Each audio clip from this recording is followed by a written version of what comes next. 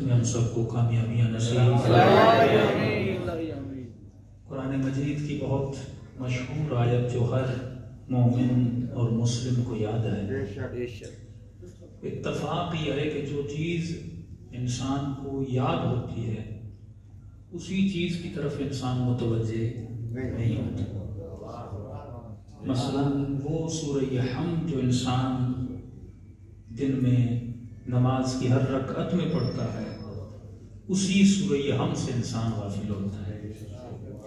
ہر مسلمان دعا کرتا ہے کہ اہدنا الصراط المستقیم صراط الذین انعمت علیہم، خود کہتا ہے خدا مجھے صراط مستقیم پہ چلا اور ان کے راستے پر چلا جن پر تو نے اپنی نعمتوں کو نازل کیا۔ ہر روز کہتا بھی ہے لیکن جن پہ نعمت آئی ان کو یاد بھی نہیں کرتا۔ بہت ہوتا ہے کہ انسان اپنے بھائی کے ساتھ کئی سال گزار لیتا ہے لیکن جب وہ بھائی مرتا ہے تو پھر یاد آتا ہے۔ ہوتا ہے کہ کئی رشتہ داروں کے ساتھ ہم برسوں گزار دیتے ہیں لیکن یاد تب آتے ہیں جب وہ مر جاتے ہیں۔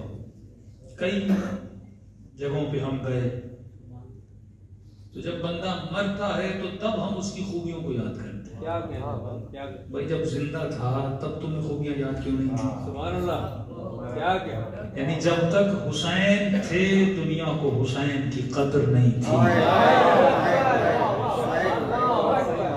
جب حسین لوگوں کے بیچ سے چلے گئے، جب میرے آقا گئے پھر دنیا کہنے لگی حسین حسین حسین۔ سبحان اللہ سبحان اللہ۔ انہی کوفے والوں کو خط لکھا، انہی کے پاس مسلم بھیجا، لیکن جب تک مولا تھے تب تک حسین یاد نہیں تھے، اور جب حسین چلے گئے تو تب دنیا کو حسین یاد آیا۔ تو لگتا ایسے ہے یہ فطرت بشری میں کوئی مسئلہ ہے کہ اس کے اندر ایک بیماری ہے جس بیماری کا نام ہے غفلت۔ معصوم کا فرمان ہے کہ غفلت نعمت بھی ہے اور وہی غفلت عذاب بھی ہے۔ کہ مولا نعمت کب ہے عذاب کب ہے؟ امام نے فرمایا اگر غفلت چھوٹی مدت کے لیے ہو تو نعمت ہے، لیکن اگر غفلت طولانی ہو جائے تو عذاب ہے۔ مثال کے طور پہ بیان کروں، مثلا کسی کو ڈاکٹر بول دے کہ آپ کو کینسر ہے اور آپ 1 مہینے میں مر جاؤ گے، اب یہ نہ کام پر جائے گا نہ جاب پر جائے گا، نہ اسے کھانا اچھا لگے گا نہ گھومنا اچھا لگے گا، کیونکہ غفلت کے پردے اس کے اوپر سے اٹھ چکے ہیں۔ یہ مقام یقین پر آ گیا کہ 1 مہینے میں دنیا سے چلا جاؤں گا، تو لہذا یہ 24 گھنٹہ یا مصلی پر بیٹھے گا یا توبہ کرے گا یا لوگوں سے معافیا مانگے گا، اب کسی سے لڑے گا نہیں، کسی سے جھگڑے گا نہیں، کیونکہ یہ غفلت سے نکل کر مقام یقین پر آ گیا۔ تبھی فرمایا کہ وَاعْبُدْ رَبَّكَ حَتَّىٰ يَأْتِيَكَ الْيَقِينُ، اتنی عبادت کر تاکہ خدا مقام یقین عطا کرے۔ اور جب بندے میں مقام یقین آتا ہے تو اس کے وجود میں اخلاق حسین آ جاتا ہے۔ اگر یقین نہ ہو کتنا بھی عباس کا نام لے، کتنا بھی غازی کو یاد کرے، کتنا بھی حسین کو یاد کرے، جب تک یقین نہیں تو اخلاق حسین نہیں، جب تک یقین نہیں تو غازی عباس کا اخلاق نہیں، جب تک یقین نہیں تو اس میں زینبی کردار نہیں۔ یہ یقین ہے جو انسان کی ذات کو بدل دیتا ہے۔ بالکل اسی طرح جب ڈاکٹر کہے کہ 1 مہینے میں مر جاؤ گے تو غفلت کے پردے ہٹ گئے، تو سوال کہ مولا اگر غفلت اتنی بری ہے تو پھر خدا نے دی کیوں؟ کہ آپ بولیں کہ غفلت نعمت ہے۔ امام نے مثال دے کر کہا اگر خدا غفلت نہ دیتا تو بچوں کے لیے نہ کماتا، اگر خدا غفلت نہ دیتا تو سیر و تفریح پہ نہ جاتا، اگر خدا غفلت نہ دیتا تو سفرے پہ بیٹھ کر ان کھانوں کے مزے نہ دیتا، اگر خدا غفلت نہ دیتا تو 10 منٹ کے لیے ایک دوست کے ساتھ خوش نہ ہوتا۔ بالکل اسی طرح جب بندے کو یقین ہو جاتا ہے میں 1 مہینے میں مرنے والا ہوں، پھر وہ گھومنے کی خوشی نہیں رہتی۔ تو لہذا خدا تجھے غفلت دیتا ہے کہ چند لمحے دنیا میں جا کر گزار، اور گزارنے کے بعد مال کما، اور اس غفلت کو توڑنے کے لیے وہ مسجد کے مناروں سے پھر اذان دلوا کر تجھے یاد دلاتا ہے کہ تو ہمیشہ دنیا میں رہنے کے لیے نہیں آیا۔ تبھی فرمایا کہ نیند موت کی بہن ہے، وہ تجھے سلاتا ہے، اور سونا مکمل غفلت ہے۔ جب تو نیند میں ہوتا ہے تو خود سے بھی غافل ہوتا ہے، نہ تجھے تیرا مال یاد رہتا ہے نہ تجھے تیری اولاد یاد رہتی ہے۔ 8 گھنٹے تو ایسے سوتا ہے جیسے تو اس کائنات میں تھا ہی نہیں۔ پر محمد وآل محمد بلند ترین صلوات۔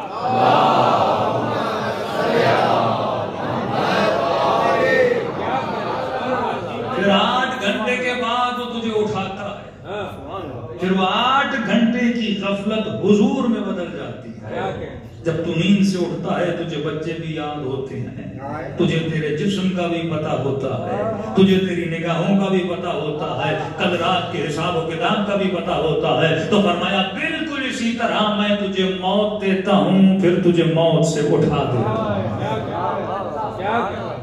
اور جب تو اٹھے گا کوئی چیز بدلی نہیں ہوگی, جو کچھ تم نے دنیا میں کیا وہ تجھے یاد ہوتا ہے.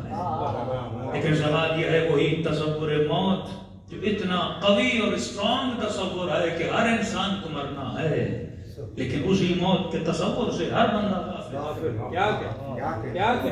ایسے زندگی جی رہا ہے جیسے اسے کبھی مرنا ہی, ایسے مال جمع کر رہا ہے جیسے پوری زندگی یہ مال خود خرچ کرے گا. مولا فرماتے ہیں عجیب غفلت میں ہے. مولا کا چاہنے والا جب مولا کے پاس حکومت نہیں تھی تو مولا سے ملنے آیا, کیا دیکھا سادہ سا گھر ہے. ظاہر ہے اس زمانے میں امیر المومنین کے پاس اتنے وسائل نہیں تھے. یہ بھی ایک الگ تصور ہے کہ لوگ ہمیشہ مولا کی غربت کا پہلو دکھاتے ہیں. اس زمانے میں سبھی غریب تھے, یہ نہیں کہ علی صرف غریب تھے.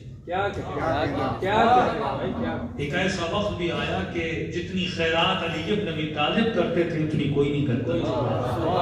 40,000 درہم مولا ایک مہینے میں غریبوں میں تقسیم کرتے تھے. انسان کی زندگی میں وقت آتا ہے ایک مرتبہ اپنی ایک جوتی کو 70 جتیاں لگا رہے ہیں, اور ایک وقت ایسا ہے کہ ایک مہینے میں 40,000 درہم دے رہے ہیں. پر محمد صلوات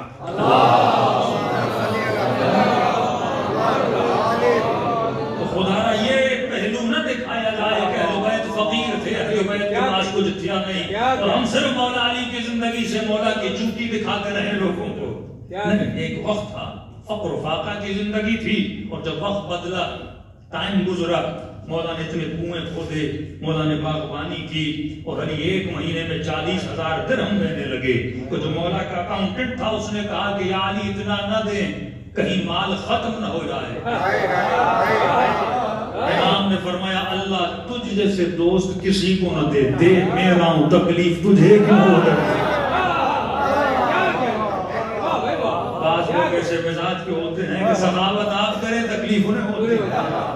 تو مولا فرماتے ہیں اللہ کی راہ میں دینے سے کوئی چیز کم نہ ہوتی. وہ دے ہی اسی لیے رہا ہے کہ دیکھوں اس کا ہاتھ ید اللہ ہے کہ نہیں ہے.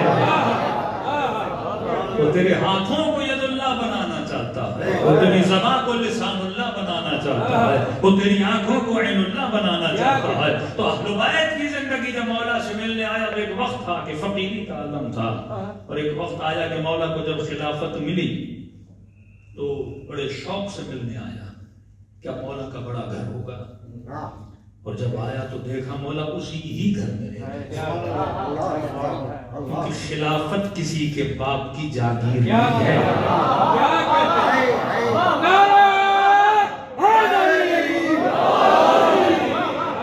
اور ہیں جنہوں نے اپنی خلافتوں سے اپنے دامادوں کو نوازا تھا.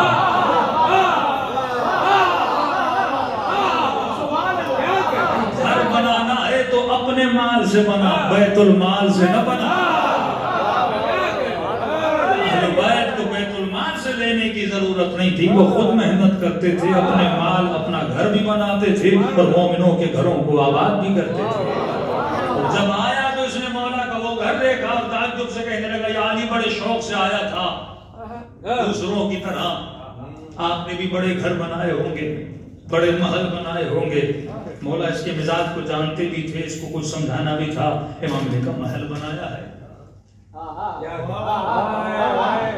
علی نے بڑا محل بنایا ہے. کہا مولا کہاں بنایا ہے؟ امام نے کہا شہر کے باہر. اب جس طرح امیر اپنے فارم ہاؤس باہر بناتے ہیں, اس نے کہا تو علی نے باہر بڑا گھر بنایا ہے, وہاں تفریح کرنے جاتے ہوں گے. عرب بڑے بڑے باغ بناتے تھے سیر و تفریح کے لیے. خوش ہوا تو مولا مجھے لے چلیے. امام نے کہا تھوڑی دیر ٹھہر جا. مولا نے لباس بدلا اور اس کے ساتھ چلے. چلتے گئے باتیں کرتے گئے. ایک مرتبہ قبرستان کے اندر داخل ہوئے. وہاں پر امام نے آواز دی السلام علیکم یا اہل الدیار. آئے قبرستان میں رہنے والوں تجھ پر علی کا سلام ہو. فارق بس یہ آئے تم علی سے تھوڑی دیر پہلے گئے، کچھ دیر کے بعد علی بھی تیرے پاس آ جائے گا۔ یہ تعجب کے عالم میں کہنے لگا یا علی آپ تو گھر دکھانے آئے تھے، یہ مجھے کہاں پر لے کر آئے ہیں؟ امام نے کہا علی نے گھر یہاں بنایا ہے۔ مولا بات سمجھ میں نہیں آتی، کون قبرستان میں اپنے گھروں کو بناتا ہے؟ امام نے فرمایا مجھے ایک بات کا جواب دے، اگر میں دنیا میں بڑے سے بڑا گھر بناتا، علی کتنے سال اس گھر میں رہتا؟ 60 سال، 100 سال، 70 سال۔ وہ گھر کیسا جس میں مہمان بن کے رہوں؟ میں نے وہاں گھر بنایا ہے جہاں علی کو ہمیشہ رہنا ہے۔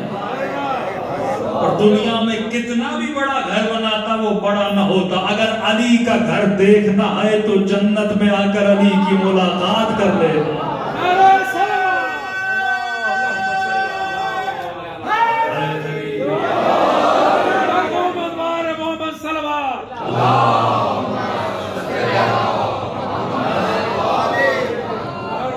مومن کا اصل گھر کہاں پہ ہوتا ہے؟ جنت میں ہوتا ہے۔ بڑے سے بڑے سیاستدان اپنے گھروں کو چھوڑ کے چلے گئے، اربوں کمانے والے بینک میں پیسے رہ گئے اور خود کہاں ہیں؟ تو اصل مال، اصل ملکیت، اصل گھر وہ ہے جس میں بقا ہو۔ معصومین نے بتایا یہ دنیا عالم فنا ہے، یہاں کبھی عروج ہوتا ہے کبھی زوال ہوتا ہے۔ اپنی جوانی کو یاد کرو، کیا طاقت تھی، کیا توانائی تھی، وہ تیرا عروج تھا۔ اور ہر کسی کو عروج ملتا ہے اور ہر کسی کو زوال آتا ہے۔ جسم کبھی طاقتور ہوتا ہے، ایک وقت آتا ہے جسم نڈھال ہو جاتا ہے۔ تو یہ دنیا کی فطرت ہے، یہ عروج بھی دکھاتی ہے، یہ زوال بھی دکھاتی ہے۔ حکمرانوں کا عروج بھی آپ نے دیکھا، حکمرانوں کا آپ نے زوال بھی دیکھا۔ تبھی آواز آئی کل نفس ذائقۃ الموت، ہر نفس کو موت کا ذائقہ چکھنا ہے۔ لیکن یہاں پر ایک تفسیر کا نقطہ ہے، اللہ نے یہ نہیں کہا کل روح ذائقۃ الموت، کہا کہ کل نفس ذائقۃ الموت، ہر نفس کو موت کا ذائقہ چکھنا ہے۔ یہ نہیں کہا کہ ہر روح کو موت کا ذائقہ چکھنا ہے۔ قرآن میں لفظ روح بھی ہے، کبھی کہا قل الروح من امر ربی، قرآن میں لفظ نفس بھی ہے۔ تو سوال یہ ہے کہ روح سے مراد کیا ہے، نفس سے مراد کیا ہے؟ فرمایا جہاں پر لفظ روح آ جائے مطلب خدا صرف روح کو مخاطب کر رہا ہے، جسم کو مخاطب نہیں کر رہا۔ لیکن جہاں پر لفظ نفس آ جائے تو سمجھ جانا کہ جہاں پر نفس ہے مطلب یہ روح اور جسم کا میلاب ہے، یعنی ہر نفس کو موت کا ذائقہ چکھنا ہے۔ تو موت کے ذائقے کو جسم بھی چکھے گا، روح بھی چکھے گی۔ اب یہاں پہ دو چیزیں ہیں، ایک ہے ذائقہ، ایک ہے چکھنے والا۔ ایک ہے ذائقہ، ایک ہے چکھنے والا۔ چکھنے والا ہے نفس، اور کس چیز کو چکھے گا؟ ذائقے کو چکھے گا۔ غور کیجئے، کس چیز کو چکھے گا؟ ذائقے کو چکھے گا۔ مثال کے طور پہ میں آپ کو بولوں کہ سیب کو چکھیے، تو جس چیز کو چکھا جاتا ہے وہ چیز ختم ہو جاتی ہے اور چکھنے والا باقی رہ جاتا ہے۔ اگر اس گلاس میں پانی ہو اور میں بولوں کہ پانی کو چکھیے، تو جو چکھنے والا ہے وہ ختم نہیں ہوتا، جسے چکھا جاتا ہے وہ چیز ختم ہو جاتی ہے۔ فرمایا کل نفس ذائقۃ الموت، موت کو چکھا جائے گا، چکھنے والا نفس ہے، یعنی موت کو چکھنے کے بعد موت ختم ہو جائے گی، تو باقی رہ جائے گا۔ یہاں سے تصور فنا نہیں ہے، تصور بقا ہے، یعنی جس نے موت کو چکھا وہ باقی رہ گیا، موت ختم ہو گئی۔ لیکن یہاں پہ ایک سوال باقی رہ جاتا ہے، وہ سوال یہ ہے اللہ نے کہا موت کو چکھنا ہے، تو ایک ہے جسے چکھا جا رہا ہے، ایک وہ ہے جو چکھ رہا ہے، لیکن سوال یہ ہے جسے چکھا جا رہا ہے اس کا ذائقہ کیسا ہے؟ تو یہ تو ہو نہیں سکتا کہ علی کا ذائقہ اور امیر شام کا ذائقہ ایک جیسا، زمین و آسمان کا فرق ہے۔ علی کے چاہنے والے کا ذائقہ اور دشمن علی کا ذائقہ ایک ہو، یہ تو ہو نہیں سکتا۔ اصل کمال تو ذائقے میں ہے، تبھی فرمایا من مات علی حب آل محمد مات شہیدا، جو محمد اور آل محمد کی محبت میں مر جائے اسے شہادت ملتی ہے. مطلب جسے شہادت مل رہی ہے اس کا ذائقہ اور ہے، اور دشمن علی کا ذائقہ اور ہے. مرد تو دونوں رہے ہیں لیکن دونوں کی موت ایک جیسی نہیں ہے. اب سوچنا یہ ہے کہ موت کا ذائقہ کیسا ہے. تو اگر پانی کا گلاس مجھے دے تو میں آپ کو سمجھا دوں. صلوات پڑھے محمد و علی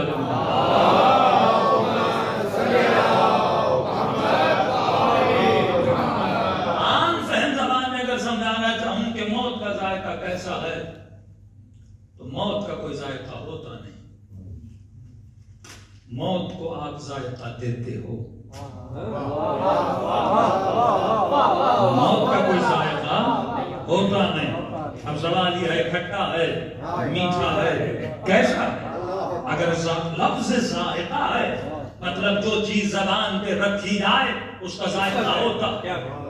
اب یا نمکین ہوگا یا میٹھا ہوگا یا کھٹا ہوگا، کیسا ذائقہ ہے؟ تو فرمایا خود موت کا کوئی ذائقہ نہیں ہوتا. جس طرح پانی کا ایک ذائقہ تو ہے لیکن پانی کے اندر ایک کوالٹی ہے، پانی مختلف ذائقوں کو اپنے اندر جذب کرتا ہے. موت بھی بالکل اسی طرح ہے. ایک اپنا ذائقہ تو رکھتی ہے لیکن موت بالکل ایسے ہے وہ ذائقوں کو اپنے اندر لے لیتی ہے. اگر پانی کے اندر نمک ڈالو تو پانی نمکین بن جاتا ہے. اگر پانی کے اندر شہد ڈالو تو پانی میٹھا ہو جاتا ہے. اگر پانی کے اندر نیمبو ڈالو تو پانی کھٹا ہو جاتا ہے. تو موت کو ذائقہ اللہ نہیں دیتا. موت زندگی کی مانند ہے. زندگی کو تو جیسا بناتا ہے ویسا ذائقہ بنتا جاتا ہے. ذائقہ اللہ نہیں بناتا، ذائقہ تو بناتا ہے. جیسا ذائقہ بنائے گا ویسا ذائقہ تجھے چکھایا جائے گا. تبھی فرمایا کہ زندگی پانی کی طرح ہے. اب یہ پانی جسے آب حیات بولا جاتا ہے، خدا یہ زندگی تجھے دیتا ہے. اب یہ تیری مرضی ہے تو اپنی زندگی کے پانی کو علی کی محبت سے میٹھا بنا. یہ اہل بیت کی نافرمانی میں کڑوا بنا. یہ تیری مرضی ہے تو نماز شب پڑھ کے اس کو شہد کی طرح بنا دے. یہ تیری مرضی ہے تو زنا کر کے اسے کڑوا بنا دے. یہ تیری مرضی ہے تو اخلاق محمد میں آ کر موت کے ذائقے کو میٹھا بنا دے. اور بغیر دلیل کرنے کی میری عادت نہیں ہے. جب کربلا میں حسین نے بھتیجے سے پوچھا بتا تیرے لیے موت کیسی ہے تو فرمایا چچا احلا من العسل، شہد سے زیادہ میٹھی ہے. عاصم نے اپنی موت کے ذائقے کو شہد بنا دیا. اور جب ملک الموت تجھے کہے گا چکھ موت کا ذائقہ تو ہر پینے والا اگر گنہگار ہوگا تو کہے گا ملک الموت یہ اتنا کڑوا کیوں ہے؟ تو آواز آئے گی میں نے نہیں بنایا، تو نے خود بنایا. ذائقہ اللہ نہیں بناتا، ذائقہ تو بناتا ہے. یہ تیرے اختیار میں ہے تو اپنی موت کے ذائقے کو قاسم کی طرح شہد سے زیادہ میٹھا بنا دے. یہ تیرے اختیار میں ہے تو موت کے ذائقے کو کڑوا بنا دے. تو یہ اہل بیت کا کام ہے کہ بندے کو بندگی کے راز بتائیں کہ دیکھو ہم نے اپنی زندگی کس طرح گزاری ہے. اور جب اتنی تکلیف دے موت میرے آقا حسین کو آ رہی ہے لیکن اس وقت بھی چہرے پر مسکراہٹ ہے. اور فرماتے رضن برضا و تسلیما بامرہ. رب کی آواز آتی یا ایھا النفس المطمئنہ ارجعی الی ربک راضیۃ مرضیہ. اے نفس مطمئن تو اپنے رب سے مطمئن ہے، تیرا رب تجھ سے مطمئن ہے. جب زندگی ایسی گزرتی ہے کہ میں اسے مطمئن کروں اور جب وہ روح نکالتا ہے وہ بندے کو مطمئن کر دیتا ہے. صلوات پڑھے محمد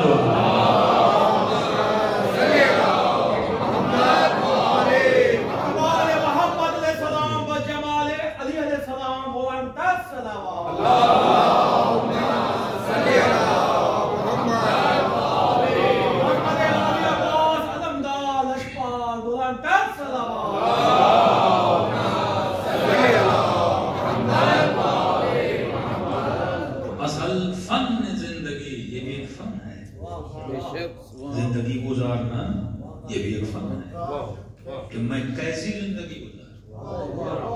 میں اپنی ہر مجلس میں کہتا ہوں دنیا میں آنا اور آ کر زندگی گزار جانا یہ کمال نہیں.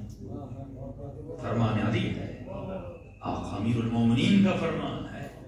فرماتے دنیا میں آنا زندگی گزار کے جانا، اے انسان، اے علی کے ماننے والے، اے عقل مند بشر، یہ کمال نہیں ہے. کیونکہ دنیا میں ایک مچھر بھی زندگی گزار کے جاتا ہے، دنیا میں یزید بھی زندگی گزار کے جاتا ہے، دنیا میں یہ بلیاں بھی زندگی گزار کے جاتی ہیں، تمہاری گلی کے کتے بھی دنیا میں زندگی گزار کے جاتے ہیں. آ کر زندگی گزار کر جانا کمال نہیں ہے. کمال یہ ہے آؤ علی جیسی زندگی گزار کے. یہ فن زندگی ہے کہ میں زندگی کیسے گزاروں. جیسے میں نے پانی کی مثال دی، مال کی مثال ہے. آپ کو ایک بندہ 1000 دیتا ہے، آپ کو اختیار ہے کہ آپ 1000 کو کیسے خرچ کریں. اس 1000 سے شراب لو، سگریٹ لو، نشہ لو. اس 1000 سے کسی یتیم کی مدد کرو. اسی 1000 سے سینما میں فلم دیکھنے جاؤ، اور اسی 1000 سے کسی امام زادے کی زیارت کرنے جاؤ. 1000 برا نہیں ہے،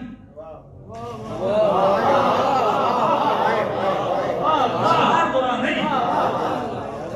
وہ زندگی صحابی علی کی زندگی ہو یا وہ زندگی دشمن اہل بیت کی زندگی ہو، زندگی بری نہیں ہے.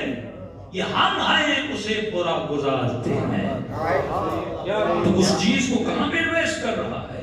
یہ نعمت الہی ہے کہ خدا تجھے 50 سال کی زندگی دے، 60 سال کی زندگی دے. تو اپنے زندگی کے لمحات کو کہاں پہ انویسٹ کر رہا ہے، کہاں پہ گزار رہا ہے، یہ تیرا کمال ہے. اور اسی کمال کے بدلے میں وہ تجھے جنت دیتا ہے. جنت فری میں نہیں ملتی. جنت جزا ہے کہ میں نے زندگی کیسی گزاری. اب تیرے سامنے سارے رول ماڈل ہیں. اہل بیت کا بھی رول ماڈل ہے، دشمن اہل بیت کا بھی رول ماڈل ہے. فرمایا زندگی 2 پہلوؤں میں گزرتی. نعمت آئے تو شکر کر، مصیبت آئے تو صبر کر. اللہ دیتا بھی ہے، چھینتا بھی ہے. وہ اولاد دیتا ہے، خوشی ملتی ہے، اور کبھی جمع بیٹے کو چھین لیتا ہے تو تکلیف ہوتی ہے. سوال یہ جب دیا تھا تو خوش تھا، اور جب لیا تو رب کی دربار میں تیرے تیور بدل جاتے ہیں. اللہ کہتا ہے میرے اکثر بندے جب چھینتا ہوں تو کفر پہ آ جاتے ہیں. سوال یہ جب دیا تھا تو تیرا نہیں تھا، جب لیا بھی ہے تو تیرا نہیں. دنیا آنے جانے کی چیز ہے. سوال یہ ہے جب میں لیتا ہوں تو تمہارا صبر کس نہج کا صبر ہے، اور جب دیتا ہوں تو تمہارا شکر کس نہج کا شکر ہے. فلسفہ بتا دوں صبر اور شکر کا. لوگ سمجھتے ہیں کسی نے کہا مولا اللہ کی دی ہوئی نعمتوں کا. اب نعمتیں کیا ہیں؟ مثلا اللہ نے مسلمان بنایا، مومن بنایا، علی والا بنایا، آنکھیں دی، کان دیے، زبان دیے، قرآن دیا، اہل بیت کی محبت دی. یہ ساری چیزیں کیا ہیں؟ نعمتیں ہیں. سوال یہ اللہ کا شکر کیسے کروں؟ تو شکر بھی ایسے ہی کرنا ہے جیسے علی ابن ابی طالب نے کیا. شکر بھی ایسا ہی کرنا ہے جیسے میرے آقا حسین بن علی نے کیا. تو انہوں نے شکر کا طریقہ بتایا. اچھا ایک ہے شکر لسانی، عام زبان میں کہوں شکر زبانی. بندہ اللہ اسے نعمت دیتا ہے، بیٹا دے، بیٹی دے، ذکر محمد والے محمد کی نعمت دے، زیارت حسین کی نعمت دے، کوئی اچھا خواب دیکھے، یہ نعمت الہی ہے نا. اب شکر ایک بندہ اٹھتا ہے نیند سے یا نعمت جب مل جاتی ہے تسبیح اٹھاتا ہے، کہتا ہے شکر للہ شکر للہ شکر للہ. معصوم فرماتے یہ شکر ادنا شکر ہے، سب سے چھوٹا شکر ہے. جیسے کہتے ہیں شکر زبانی، شکر ذکری، جو ذکر سے شکر کر رہا ہے.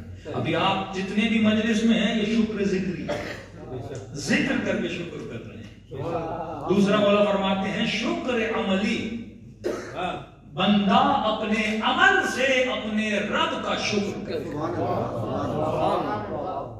عمل سے مطلب کیا؟ مطلب اللہ نے آنکھیں دی، آنکھوں کو وہاں پر استعمال کرو جہاں پہ رب کی رضا ہے. یہ شکر ہے آنکھوں کا. اللہ نے زبان دی، زبان کا شکر تب ہے جب بندہ زبان سے وہ بول بولے جو اس کے رب کو پسند ہے. اللہ نے ہاتھ دیے، اس ہاتھوں کا شکر کیا ہے؟ یہ ہاتھ وہاں اٹھیں جہاں رب کو پسند آئے، ہر ایرے غیرے کی دربار میں نہ اٹھیں۔ قدموں کا شکر یہ ہے یہ قدم وہاں جائیں جہاں رب کو پسند ہے، ہر ایرے غیرے کی دربار میں یہ قدم نہ جائیں۔ اصل ہے شکر عملی، اور یہ شکر آپ کو سیدہ زینب کے کردار میں نظر آتا ہے۔ صلوات پڑھیں بی بی کی شان پر۔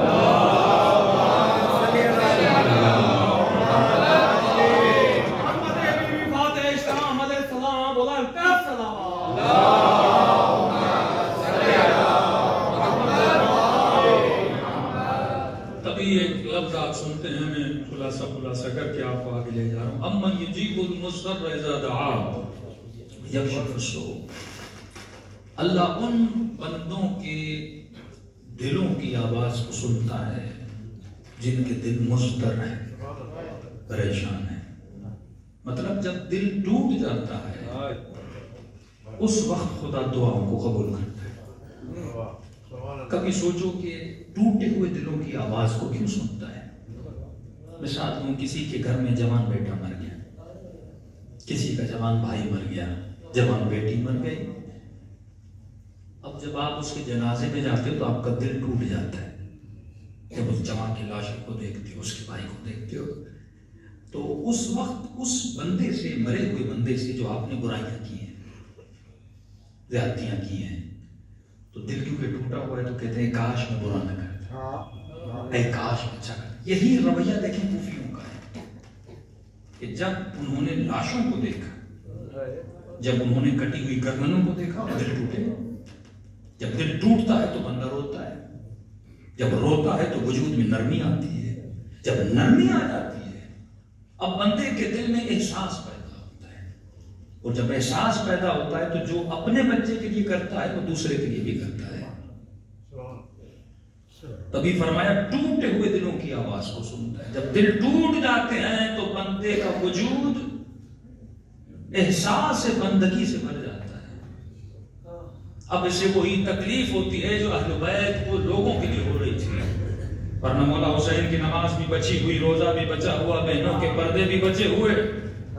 ضرورت کیا ہے آقا حسین کو مدینے سے نکل کر ان لوگوں کی طرف جانے کی کہ اپنے علم سے جانتے ہیں کہ یہ دکھنے والے بھی جھوٹے اور یہ کربلا میں میری مدد کو نہیں آئیں گے، لیکن احساس بشر کہ حسین کیسے دیکھیں کوفے میں رہنے والے کا کوئی بچہ جہنمی بن جائے، حسین کیسے دیکھیں کہ امت محمد میرے نانا کی امت جہنمی بن رہی ہے، اور یزید جیسے حاکم کی پیروی میں ہے۔ اتنا احساس تھا میرے آقا حسین کے بدن میں۔ علماء مثال دیتے ہیں اور معصومین کے کلام میں ملتا ہے کہ اے شیعو تم ہمارے ابدان کی طرح، بدنوں کی طرح ہو۔ کیا مطلب؟ کہ جب تمہارے دانت میں تکلیف ہو جائے، دانت تکلیف دے رہا ہے، لیکن کوئی بندہ ایسا نہیں ہوگا جو ہتھوڑی اٹھا کر اپنے دانت کو توڑ دے، نہیں، کیونکہ اسے اپنا سمجھ رہا ہے، تکلیف دے بھی رہا ہے لیکن اپنا سمجھ رہا ہے۔ کائشیوں کبھی کبھی تم ہمیں تکلیف دیتے بھی ہو لیکن ہم تجھے اپنا سمجھ کے تیری تکلیفوں کو برداشت بھی کرتے ہیں۔ جب ایک جسم مومن خود کو سمجھے، فیملی کو سمجھے، دوست کو سمجھے، مومن کو سمجھے۔ یزیدیت کا مطلب ہے سیلفشنس کا نظام، ہر بندہ اپنی میں کو بنانے میں لگ جائے، میرا گھر، میرے بچے، اسے یہ پرواہ نہ ہو کہ بھائی غریب ہے، بہن غریب ہے، فلاں مومن غریب ہے، فلاں مومن کا گھر کیا ہوگا، اس کے بچے کا کیا ہوگا، ان چیزوں میں پڑھنا نہیں چاہتا۔ یہ سیلفشنس کا نظام ہے، وہ صرف خود کو بناتا ہے۔ اب اگر یہ مزاج بندے کا ہو، اس مزاج میں رہ کر نماز بھی پڑھے، نماز شب بھی پڑھے، مجلس بھی کروائے، ذکر اہل بیت بھی کرے، یہ ساری چیزیں اس کے منہ پہ ماری جائیں۔ اصل مقصد حسینیت یہ ہے کہ مومن دوسرے مومن کو اپنا جسم سمجھے۔ احساس جب تمہارے وجود میں اجاگر ہو جائے، یہ احساس اگر ہو کہ اگر کوئی بندہ جہنم میں جا رہا ہے، میں اس کو روکنے کے لیے کتنی کوشش کر رہا ہوں کہ میں اپنی بیٹی کی شادی پر 10 لاکھ خرچ کر دوں، اور ایک مومن اپنی بیٹی کی شادی کروانے 50,000 کے لیے پریشان ہوتا ہے۔ یہ ہے مثقال ذرۃ خیرا یرہ ومثقال ذرۃ شرا یرہ۔ ذرے ذرے کا حساب ہوگا. تبھی فرمایا نماز، روزہ، حج، زکوٰۃ، تہجد، یہ ساری چیزیں ایمان کا ایک حصہ ہے. 9 حصے خدمت خلق ہے. 9 حصے. ایران کا بہت بڑا عالم مفسر اتنی کتابیں لکھی اس نے فضائل اہل بیت پر. جب دنیا سے گیا اور بیٹے کے خواب میں بیٹے نے کہا بابا بتائیے عمر کی پہلی رات آپ کو کام کیا ہے؟ تو کہا جب ان کے رونقیر آئے مجھ سے پوچھنے لگے کیا لے کر آئے ہو؟ میں نے کہا یہ 20 جلدیں میں نے کتاب لکھی ہیں فضائل اہل بیت پر، تفسیر قرآن پر. کہ عالم تم نے کتابیں لکھی، اس سے تیرا نام بنا، پہچان بنی، شہرت بنی، لوگوں نے تیرے ہاتھ چومے، تیرا ادب کیا. بتا اللہ کے لیے کیا لایا؟ کوئی ذات بنے نا. کوئی بندہ اچھی مجلس پڑھے، اچھا نوحہ پڑھے، جو بھی کرے وہ ہوا ذات کی ہو رہی. مطلب صلہ یہی میں مل رہا ہے. اس کام میں حب ذات شامل ہے. میں جو کچھ کر رہا ہوں میری ذات شامل، لوگ میری تعریفیں کر رہے ہیں. تو فرمایا یہ تم نے کیا، تیرا نام بنا، تیرے نام سے کتاب چھپی. بتا اللہ کے لیے کیا کر کے لایا؟ پھر میں نے کہا نماز پڑھی، یہ کیا وہ کیا. کہ اس میں تیری ذات ہے. بتا اللہ کے لیے کیا کیا؟ کہتا بہت سوچا واقعاً وہ کون سا عمل ہے جو خلوص کامل سے کیا. تو اچانک یہ بھی مدد اہل بیت ہوتی، میرے ذہن میں ایک بات آئی.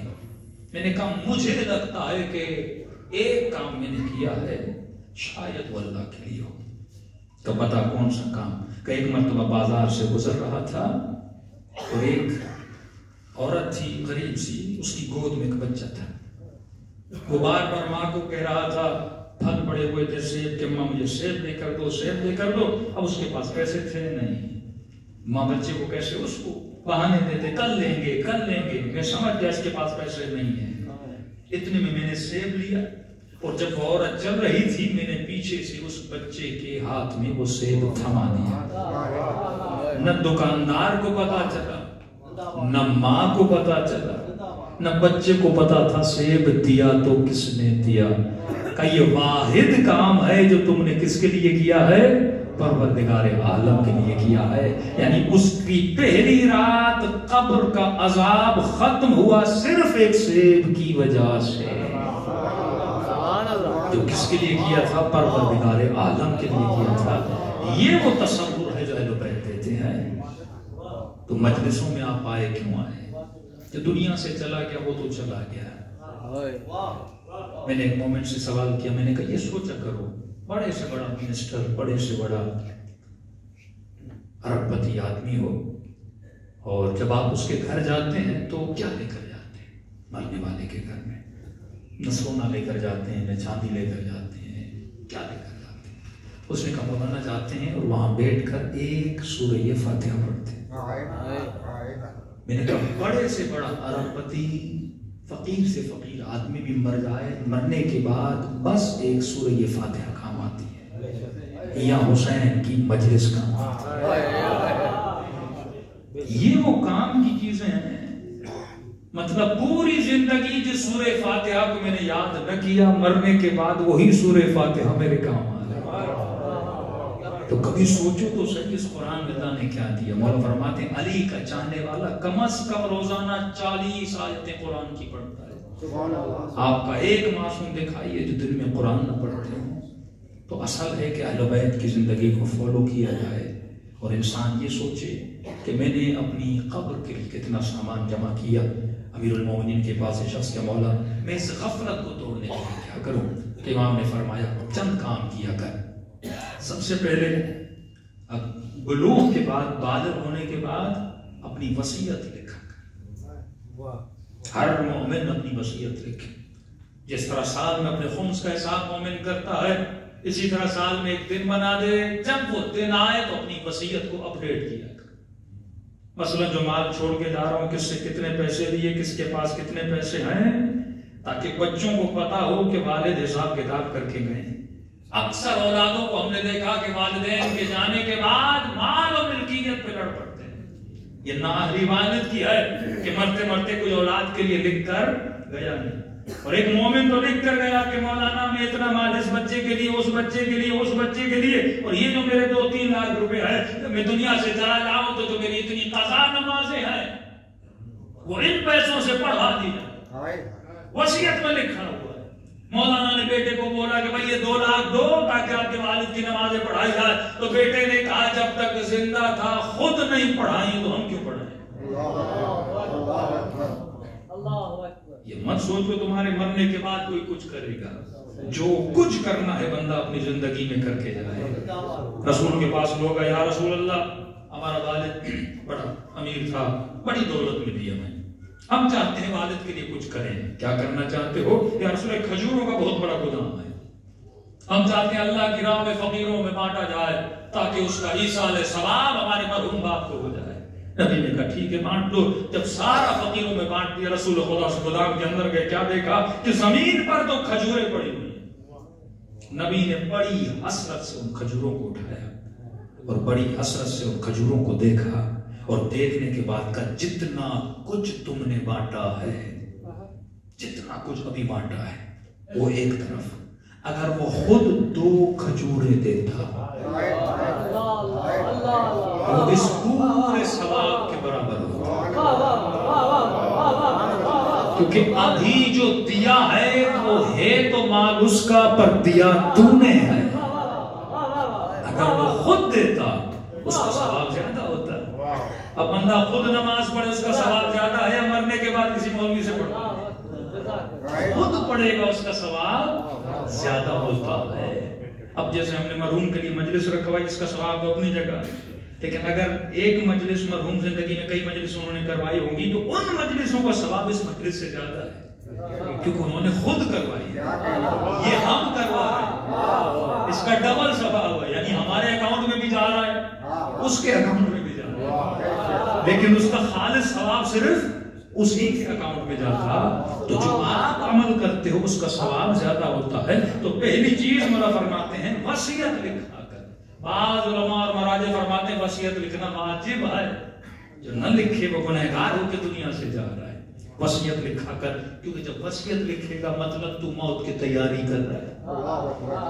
یہ نہیں کبھی تو میں 30 کا ہوں 35 کا ہوں مطلب مجھے مرنا ہی نہیں ہے، جب 60 کا ہوں گا تو مر جاؤں گا۔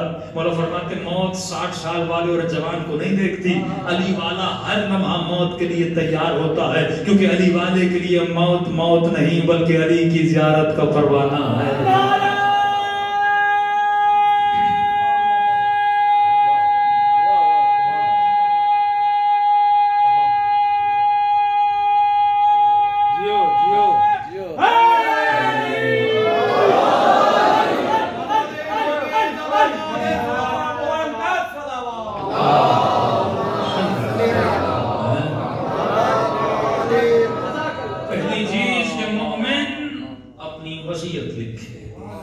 جب سے 15 سال مطلب بالغ ہوا ہر سال اپنی وصیت کو لکھتا جائے، دفن کہاں کرنا، جنازہ کون پڑھائے گا، اس سال میں نمازیں کتنی قضا ہیں۔ آج میں نے لکھا اور 10 منٹ کے بعد میں مر گیا، بھائی کم از کم مجلس اگر موت کی غفلت کو نہ ہٹائے کورونا تو ویسے ہٹا دے گا۔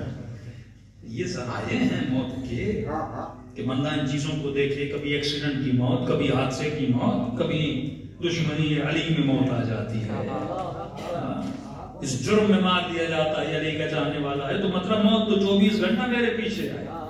تو مطلب رات کو سونے سے پہلے ایک وصیت بندہ لکھ لے اور ہر سال اس کو اپڈیٹ کرتا رہے تاکہ اسے یاد رہے مجھے دفن کہاں ہوں۔ دوسری ایک چیز ایران میں عربوں میں رواج ہے، پاکستان میں کم ہے، کہ اپنی زندگی میں اپنی قبر کا تعین کرے کہ کس قبرستان میں مجھے دفن کیا جائے، اس جگہ کو خرید لے، تعین کر دے، اور کم از کم ہر شب جمعہ اپنی متعین شدہ قبر پہ جائے، 2 رکعت نماز پڑھے کہ خدا اگر یہاں پہ دفن کیا گیا تو اس زمین میں میرے لیے رحمت کو نازل کرنا۔ اب جب اس قبر میں اتارا جائے گا تو وہ نور ہی نور ہوگا، کیوں قبر بولے گی یہ بندہ نیا نہیں ہے، یہ روز آتا تھا، یہ جانا پہچانا ہے، تو زمین اس بندے کے ساتھ سختی نہیں کرتی۔ دوسری چیز کفن خرید لے، یہ ابدی لباس ہے. عید، ہر عید میں کپڑا خرید رہے ہو بھائی، زندگی میں ایک مرتبہ کفن بھی تو لے لو. ہر عید پہ کپڑے لے رہے، سال میں 7 جوڑے 5 جوڑے، لیکن ایک جوڑا جو ہمیشہ پہننا ہے، جس جوڑے کے ساتھ برزخ میں اٹھنا ہے، قیامت میں اٹھنا ہے، اس جوڑے کی پرواہ نہیں. ایک مومن نے بولا نہیں مولانا ہم کربلا گئے تھے کفن لے کر آئے. میں نے کہا جب لیا تھا تو سچ سچ بتا نیت کیا تھی اپنے لیے؟ لیکن مولانا ذہن میں یہ تھا لے اپنے لیے رہا ہوں لیکن انشاءاللہ ملے گا کسی اور کو. نیت ہی نہیں ہوتی، لے رہے ہوتے لیکن اندر اندر میں ہوتا ہے کوئی رشتہ دار مر گیا تو اسے دے دوں گا. نیت ہے تو کم از کم علماء عرفاء کی عادت تھی جب نماز شب پڑھتے تھے تو اپنے مصلی کے سامنے کفن رکھتے تھے. اس لباس کو دیکھے گا تو کم از کم موت یاد آتی جائے گی. 40 مومن جو اچھے اچھے مومن ہیں جنہیں کو رشتہ دار میں جانتے ہو، 40 مومنوں سے اپنی زندگی میں کفن پہ لکھوا دو کہ بھائی میں اگر اچھا مومن ہوں میرے کفن پہ لکھ دو، خدا میں گواہی دیتا ہوں عارف کا آدمی اچھا آدمی ہے. اپنے کفن پہ 40 مومنوں سے سگنیچر کروا لو.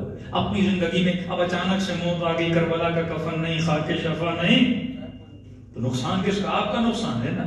لیکن کفن خرید کے رکھ لیا، خاک شفا اس میں رکھ دی، عطر حسین ابن علی رکھ دیا. مثلا ہر زیارت پر گئے ایک چھوٹا سا کپڑا ہر ذریعے سے مس کیا اور وہ اس میں کپڑا رکھ دیا. حسین کی مجلس میں آئے جس رومال میں آنسو بہائے وہ رومال بھی رکھ دیا. اتنے سال جس سجدگاہ پہ سجدے کیے وہ سجدگاہ بھی رکھ لی. اب یہ ساری چیزیں کفن میں آئیں گی، منکر و نکیر آئیں گے تو یہ سجدگاہ بھی گواہی دے گی یہ بندہ سجدے دیتا تھا. یہ کفن بھی گواہی دے گا یہ حسین کا ظاہر تھا. وہ رومال بھی گواہی دے گا اس نے ذکر حسین میں آنسو بہائے تھے. اس لیے مولا فرماتے موت کو یاد کرو گے تو موت تجھے یاد کرے گی، قبر تجھے یاد کرے گی. تو یہ فرمایا ہر رات یہ قبر تجھے یاد کرتی ہے. تیسرا کام مولا فرماتا ہے مومن جب جنازہ نکلے تو اس جنازے کے ساتھ چلا کرو، قبرستان تک جایا کرو. اب یہاں پہ مولا نے تصور بتایا. امام نے فرمایا جب بھی کسی گھر سے جنازہ نکلے، اے مومن جب جنازے میں اپنے قدموں کو چلاتے ہوئے چلو تو یہ تصور کیا کرو یہ اس کا جنازہ نہیں ہے، یہ تیرا جنازہ ہے. جب اس جنازے پہ اس کی بہن روئے تو تصور کرو یہ تیری بہن ہے جو تیرے جنازے پہ رو رہی ہے، یہ تیرا بھائی ہے جو تیرے جنازے پہ رو رہا ہے، یہ تیرا بیٹا ہے جو تیرے جنازے پہ رو رہا ہے. فرمایا جب قبر کو کھودا جائے تو تصور کرو یہ تیری قبر ہے. جب اس مومن کو قبر میں اتارا جائے تو یہ تصور کرو یہ تیرا جنازہ ہے جو قبر میں اتارا جا رہا ہے. اور جب قبر کمپلیٹلی دفن ہو جائے اس کے بعد فوراً قبرستان سے باہر جاؤ، یا گھر کی طرف جاؤ یا مسجد کی طرف جاؤ، 2 رکعت نماز شکرانہ پڑھو کہ اے خدا میں تو مر گیا تھا، تو نے مجھے نئی زندگی دے کر دوبارہ زندہ کیا. اس تصور سے زندگی گزارا کرو تو پھر جا کے زندگی علوی زندگی بن جاتی ہے، پھر حضور کی زندگی ہو جاتی ہے، پھر مقام یقین مل جاتا ہے. اب وہ منزل آتی ہے. اب مومن پہ فرق نہیں پڑتا کہ موت مومن پر آتی ہے یا مومن موت پر آ جاتا ہے. صلوات پڑھے محمد والا.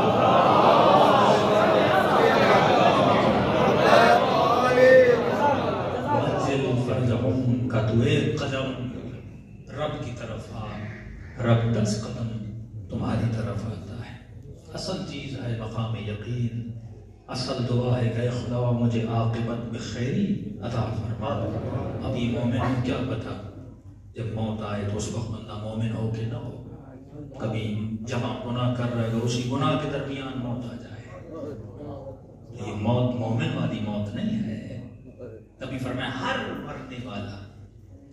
مرنے والا حضرت علی کی زیارت کرے گا، مومن ہو منافق. لیکن ہر مرنے والا حضرت علی کو دیکھ کر خوش نہیں ہوگا. تو مولا خوش کون ہوگا کہ جب مولا کے چہرے کی زیارت ہوگی. اگر زندگی علی ابن ابی طالب جیسی گزاری ہے تو خوش ہوگا کیونکہ دوست سے ملنے جا رہا ہے. لیکن اگر زندگی حضرت علی جیسی نہیں گزاری تو نگاہ حسرت میں خود کو ٹوٹے گا. دوسری چیز فرمائی ہر مرنے والا شکر کرے گا. اچھا ہوا کہ میں مر گیا. کسی نے کہا مولا مومن کا تو سمجھ میں آتا ہے، منافق کیوں شکر کرے گا؟ وہ فرماتے جب مومن دنیا سے جائے گا وہاں کی نعمتوں کو دیکھے گا، اہل بیت کی زیارت کو دیکھے گا، جوار معصومین کو دیکھے گا، اپنے محبوبوں سے ملے گا، خوش ہوگا کہ پوری زندگی جن کی زیارت کی تمنا تھی آج پوری ہو گئی۔ شکر خدا کرے گا، کاش پہلے مر جاتا، یہاں سکون ہے، یہاں نعمتیں ہیں، لیکن کہ مولا منافق کی شکر کرے گا، کہ وہ اس لیے کرے گا جب وہاں کے عذاب کو دیکھے گا تو کہے گا اچھا ہوا جلدی مر گیا، 10 دن اور زندہ رہتا تو اپنے لیے اور عذاب اکٹھا کرتا۔ اسی لیے معصوم فرماتے ہیں کہ موت کی دعا کرنا حرام ہے، زندگی کی دعا کیا کرو، کیونکہ مومن ہو تو اچھی زندگی گزارے گا، جتنے سال رہو گے اتنی نیکیاں اکٹھی کرو گے، لیکن ایک جگہ پر موت کی دعا کرنے کی اجازت ہے۔ کہ مولا وہ کب ہے کہ جب انسان خود سے مایوس ہو جائے کہ اب میں نیکیاں کر ہی نہیں سکتا، مطلب اتنا گناہوں کی دلدل میں گر جائے کہ دیکھیں میری زندگی میں فساد ہی فساد ہے، اس وقت اجازت ہے کہ خدا کیونکہ میں سدھر ہی نہیں رہا تو مجھے اٹھا لے تاکہ میرا ایک دن اور بھی فساد میں نہ گزرے۔ اور سب سے بڑا ذریعہ جنت میں جانے کا یہ ذکر حسین ابن علی ہے۔ سینکڑوں واقعات ہیں کہ لوگ اس مجلس سے کس طرح بدلے، یعنی 60 سال کی گناہوں کی زندگی ایک دن میں نعمت کی زندگی بدل گئی۔ اور معصوم کا یہ بھی فرمان ہے اللہ 59 سالوں تک بندے کو بخشتا ہے، لیکن جب بندہ 60 کو کراس کرتا ہے نا کہتے ہیں اب یہ بندہ اللہ کی غضب کی نگاہوں کے اندر ہوتا ہے، مطلب 60 سال کی زندگی گزارنے کے بعد بھی اگر بندہ پھر بھی گناہ کرے، اب معصوم فرماتے رب جب عذاب نازل کرنا چاہتا ہے تو اللہ کی جب اس کے سفید بالوں پہ نگاہ پڑتی ہے تو کہتا ہے میرے بندے مجھے شرم آتی ہے میں تیرے اوپر عذاب نازل کروں۔ یہاں پہ میرے امام فرماتے ہیں رب تیرے سفید بالوں کو دیکھ کر شرم کھاتا ہے پر تو رب سے شرم نہیں کھاتا کہ بندہ اس کے دربار میں گناہ کرے۔ یہ واقعہ شاید آپ نے سنا ہو مجھ سے کبھی پہلے، ایران کا ایک گاؤں تھا گنداب، وہاں ایک شخص رہنے والا تھا جس کا نام تھا علی گنداب، اپنے گاؤں کا بدماش نشائی آدمی، ہر بندے سے لڑنے والا جھگڑنے والا۔ کہتے محرم کا مہینہ شروع ہوا، مولانا کہتے ہیں کہ میں مجلس پڑھ کے لیٹ نائٹ گاؤں میں داخل ہوا، کیا دیکھا گاؤں کے دروازے پر علی گنداب کھڑا ہے اور لگ ایسے رہا تھا جیسے نشے کی حالت میں۔ مجھے روکا مولوی صاحب رک جاؤ، میں رک گیا۔ مولانا صاحب کہاں سے آ رہے ہیں؟ میں نے کہا علی گنداب محرم شروع ہو چکا ہے، دیکھ بھی رہے ہو مولانا ہم تو یقیناً آقا حسین کی مجلس پڑھ کے آ رہا ہوں۔ اس نے کہا اچھا مجلس میں ہوتا کیا ہے؟ مومن آتے ہیں ذکر حسین ابن علی ہوتا ہے، مصائب امام حسین کا ذکر ہوتا ہے۔ کہا مولوی صاحب مجھے مجلس حسین سنا۔ کئی لوگ ہیں جس طرح بارود ہوتا ہے صرف اسے چنگاری لگنے کی ضرورت ہوتی ہے وہ پھٹ جاتا ہے۔ کئی لوگ باہر سے بہت برے ہوتے ہیں لیکن اندر میں ان کی یہ توانائی ہوتی ہے کہ وہ ایک لمحے میں خود کو بدل دیں۔ اگر اندر میں یہ چیز موجود ہے تو اہل بیت یقیناً اسے موقع دیتے ہیں کہ وہ خود کو بدلے، یہ ہو ہی نہیں سکتا وہ اسے موقع نہ دیں۔ تو انہوں نے مولانا نے کہا کہ میں مجلس کا ماحول ہوتا ہے، ممبر ہوتا ہے، امام بارگاہ ہوتی ہے، ایسے کیسے میں یہاں پہ مجلس پڑھوں؟ کہ کیا مطلب ممبر ہوتا ہے؟ کہ مولانا ممبر پر بیٹھتا ہے حسین کا ذکر ہوتا ہے۔ کہ اس وقت علی گنداب نے دیوار کو سہارا دیا، ٹیک دی، اور جس طرح ہم رکوع میں جاتے ہیں ایسے اپنی کمر کو جھکایا۔ کہ مولوی صاحب میری کمر کو ممبر سمجھو اور بیٹھو اور مجھے بتاؤ کہ تم مجلس میں پڑھتے کیا ہو۔ مولانا کہتے پریشان ہوا، رات کے اندھیرے میں ایک ایسا آدمی بات نہ مانتا تو شاید مجھے مار بھی دیتا۔ میں نے اس کی بات کو مانا، اس کی کمر پہ بیٹھا، میں نے چند جملے فضیلت امام حسین کے پڑھے کہ کیا شان تھی نبی کے نواسے کی۔ 10 منٹ میں نے پڑھا، اس کے بعد کا مولانا صاحب مصائب سناؤ۔ کہتا میں سوچ رہا تھا کہ کس کے مصائب پڑھوں۔ سچویشن دیکھیے، ایک بندہ رکوع کی حالت میں مولانا کمر پہ بیٹھے ہیں اور سن رہا ہے، کہ اچانک الہام ہوا ذہن میں کہ علی اصغر کے مصائب۔ میں نے تمہید باندھی کہ ہمارے آقا حسین بڑے غریب تھے، اتنے غریب تھے کہ دشمنوں نے جوان بیٹا تھا، نسلوں کے سامنے اسے مارا، چاند جیسا بھتیجا تھا اسے شہید کیا، عباس جیسا بھائی تھا اس کے بازو کاٹے، آنکھوں کو زخمی کیا۔ کہتا ہے بتاتا کیا۔ پھر میں نے کہا کہ حسین کا ایک 6 مہینے کا بیٹا تھا جو جنگ کرنا نہیں جانتا تھا، بچہ تھا، بولتا نہیں تھا۔ آقا حسین اس بچے کے لیے ایک گھونٹ پانی لینے کے لیے گئے اور دشمنوں نے جواب میں پانی نہیں دیا۔ 3 پھل والا تیر 6 مہینے کے بچے کی گردن میں ڈالا۔ کہتے ہیں بس یہ جملہ کہا تو میں نے محسوس کیا کہ علی گنداب کانپنے لگا، جیسے بندہ گھٹ گھٹ کے روتا ہے ایسے رونے لگا، اور اشارہ کیا کہ اتر آئیے۔ میں اتر آیا، مجھ سے کوئی باتیں نہیں کی، بس زبان پر یہ جملے تھے، اتنا غریب تھا میرا حسین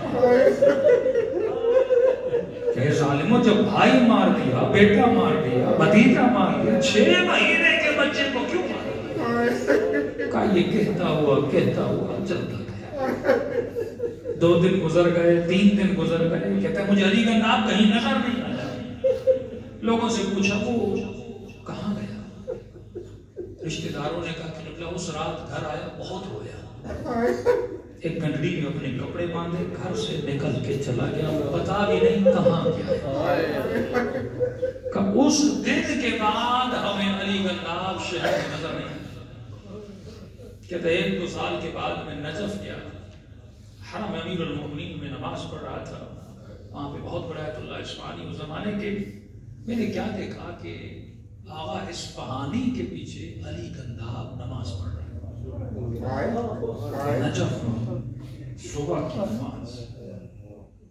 یہ شعر ہے نا کہ اگر بوتراب نگاہ بزرگت، علی اگر ذرے کو دیکھیں تو اسے آفتاب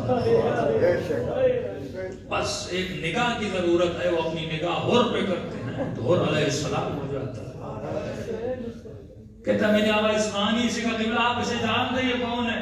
کہ ہم نہیں جانتے، 1-2 سال پہلے آیا ہے اور نجف نے اس جیسا نمازی نہیں دیکھا۔ میں نے کہا یہ ہمارے شہر کا، کہ جو تھا مجھے نہیں پتا، آج جو ہے میں وہ بتا رہا ہوں۔ کہ اگر اس کا گریہ دیکھنا ہے تو مسجد کوفہ چلے جائے۔ کہتے رات ہوئی میں مسجد کوفہ آیا، اندھیری رات میں نے علی گنداب کو مسجد کوفہ میں دیکھا نماز تہجد پڑھتے ہوئے، ایک ہاتھ اوپر کیا الہی العاف الہی العاف، اور جب سجدے میں گیا اتنا رو رہا تھا کہ میں نے زندگی میں کسی کو اتنا روتا ہوا نہیں دیکھا۔ 1 گھنٹہ رو رو کے کہتا رہے خدا علی گنداب کا یہ گناہ بخش دے، یہ گناہ بخش دے۔ جب 2 گھنٹے گزر جاتے پھر رو کر کہتا ہے خدا اگر یہ گناہ بخش دو تو میں اپنے دوسرے گناہ کا کیا کروں گا؟ پھر کہتا ہے خدا حسین کے صدقے میں مجھے بخش دے، اصغر کے صدقے میں مجھے بخش دے۔ کہتا ہے زندگی اس کی بدل چکی تھی، یہ وہ بندہ تھا ہی نہیں۔ کہا ایک دن عشاء کی نماز پڑھی، حرم امیر المومنین میں جوان بھاگتا ہوا ہے، اس نے کہا کہ مولانا جو فلاں آیت اللہ تھا مجتہد تھا، ڈاکٹر نے جواب دیا، بولا آج رات کو مر جائیں گے، لہٰذا گھر والوں نے بھیجا ہے کہ ان کے لیے کسی قبر کا بندوبست کیا جائے۔ نجف کا بہت بڑا مدرس آیت اللہ کہتا ہے ہم نے مولا علی کے چوکھٹ جہاں سے حرم میں داخل ہوتے ہیں، صحن کے دخول کے وقت اس چوکھٹ میں قبر کی کھدائی کروائی، جو بہت عظیم جگہ تھی، ہر عام آدمی کو وہاں قبر ملتی۔ وہاں قبر کھدوائی اور کہا کہ صبح اس آیت اللہ کو یہاں پہ دفن کیا جائے گا. کہ صبح کی نماز پڑھی, آقا اصفہانی نے پیغام بھیجا, کیا ہوا؟ ان کے بیٹے آئے اور کہا کہ معجزہ. ہر ڈاکٹر نے جواب دیا لیکن ہمارے والد صاحب بالکل ٹھیک ہو گئے. اب پریشان, قبر تیار ہے, کسے دفن کیا جائے؟ اتنے میں ایک بندہ آیا, قبلہ اتنی دیر گزر گئی, علی گنداب سجدے سے سر نہیں آقا اصفہانی آگے بڑھے, جب کاندھے کو ہلایا, کب کی روح پرواز کر کہا جلدی کرو, غسل دو, کفن دو, یہ قبر علی نے اپنے علی کے لیے کھدوائی. وہاں پہ دفن کیا گیا جہاں پہ ہر مومن سوچتا ہے. تو سوال یہ نہیں میں نے 60 سال زندگی کیسے گزاری ہے, نہیں, اگر تو 1 سال بھی ایسا گزارے کہ تیرے آقا علی کو پسند آ جائے. اور کی زندگی کے کتنے دن وہ تھے جس میں وہ حسین تھا؟ 2 دن. جناب زہیر کی زندگی کے کتنے دن تھے جب وہ علوی بنا؟ چند دن ہیں. لیکن زندگی جب انسان کا رخ بدلنے پر آتی ہے, اور وہ تبھی ہوتا ہے جب وہ چاہیں اور ہمارے وجود میں کیپیسٹی ہو, طاقت ہو. اس لیے فرمایا کہ آخرت میں ہر آنکھ روئے گی لیکن 2 آنکھیں کبھی نہیں روتی. ایک وہ آنکھ جو حسین پہ گریہ کرے, دوسری وہ آنکھ جو اپنے گناہوں پہ گریہ کرے. دونوں آنکھیں اللہ نے آپ کو دی ہے. آقا کراتی فرماتے معرفت رکھو کہ جب امام حسین کی زیارت کو جاؤ تو لوگ دنیا مانگتے ہیں, گھر مانگتے ہیں, گاڑی مانگتے ہیں.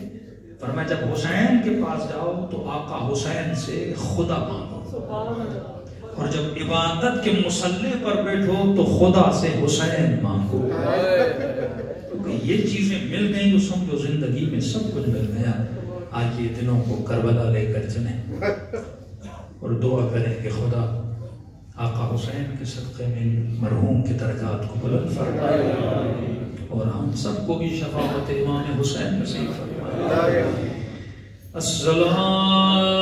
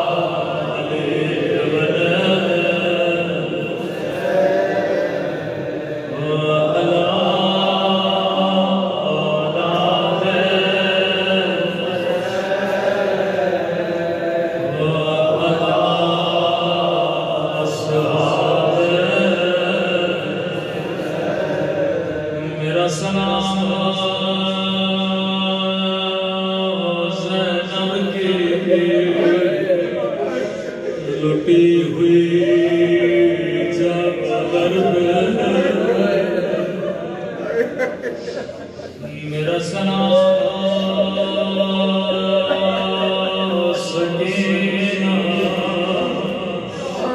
زخمی رخساروں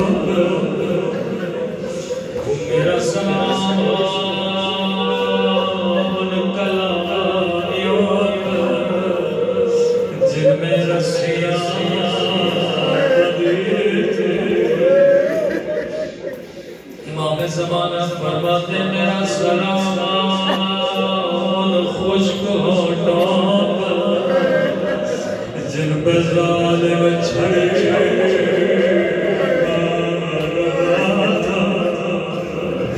میرا سلام زخمی رخساروں جن کا رنگ بدلتا کبھی فرمایا میرا سلام کربلا کے اس شہید وہ جس کی گردن کو پیچھے سے کٹ گیا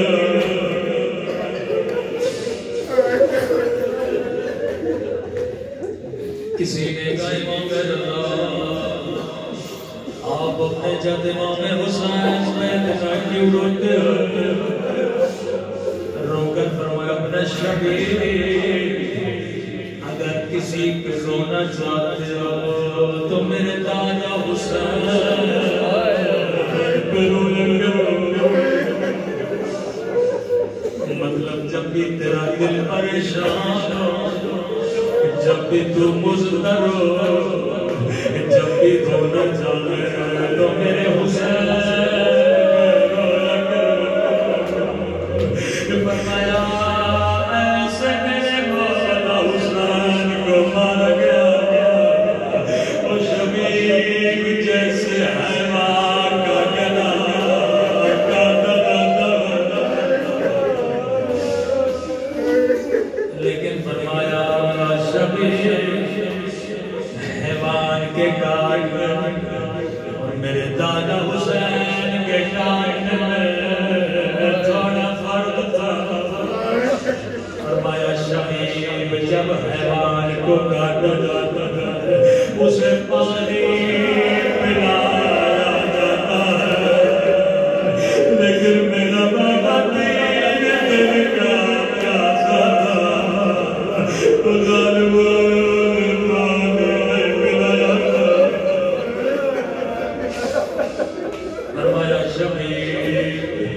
جب کوئی حیوان کو کاٹتا ہے حیوان کے سامنے نہیں کاٹتا لیکن جب میرے دادا حسین کا گلا کاٹا جا رہا تھا وہ میری پھوپھی نظر دیکھ رہے تھے فرمایا شبیب جب حیوان کا گلا کاٹا جاتا ہے تو آگے سے کاٹا جاتا ہے لیکن میرے دادا حسین کا گلا وہ پیچھے سے کاٹا گیا وہ بھی نظر دیکھ رہے تھے روایت کے جملے بڑے فرمایا آقا حسین کا سر سجدے میں تھا کسی میں جرت نہیں میرے مولا کا سر کٹ کوئی ظالم کہتا تھا بھی حسین زندہ ہے کوئی کہتا تھا نہیں شہید ہو گئے کسی میں جرت نہیں میرے مولا کا گلا کٹ یا ایک ظالم آگے بڑھا اس نے کہا یہ آواز تو پتہ لگ جائے گا حسین زندہ ہے یہ آواز ایسی تھی وہ جس نے حسین کے کلیجے کو جلا دیا یہاں پر وہ آگے بڑھا آواز دے کے کہنے لگا خیموں کو آگ لگا دو اس دانیوں کی چادر چھیڑو جیسے علی کے غیرت مند بیٹے نے آواز سنی میرے امام فرما راتیں زخم اتنے تھے سارا خون بہ چکا تھا بڑی مشکل سے گھٹنوں کے بل کھڑے ہوئے ایک مرتبہ دائیں طرف دیکھا ایک مرتبہ بائیں طرف دیکھا رو کے کہنے لگے آئینہ آئینہ فی عباد آئینہ علی اکبر آئینہ حبیب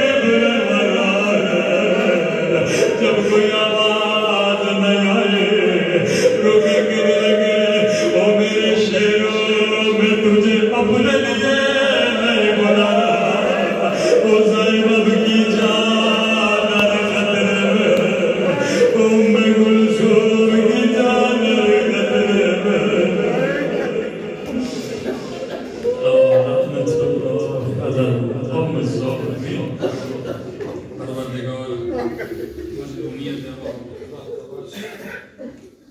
مرحوم کے درجات ہم سب کے صغیرہ کبیرہ گناہ معاف فرما ہمارے والدین کی صغیرہ کبیرہ گناہ معاف فرما بالاخص مرحوم سلمان بیگ مرزا کھیلیا قمبر علی بیگ مرزا علیہ ان کی بیٹی مرزا ذاکر حسین بیگ علیہ مرزا عاشق حسین بیگ جتنے بھی حاضرین مومنین و مومنات اس دنیا میں نہیں خدا اس مجلس کا ثواب ہم تک پہنچا دے